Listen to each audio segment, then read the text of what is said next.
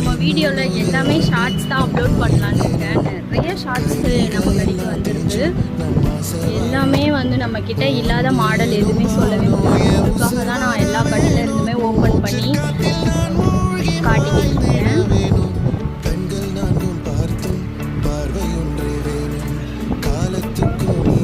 எல்லா கட்டில் இருந்தும் ஒவ்வொரு மாடல் ஓப்பன் பண்ணி காட்டிக்கிட்டு இருக்கேன்.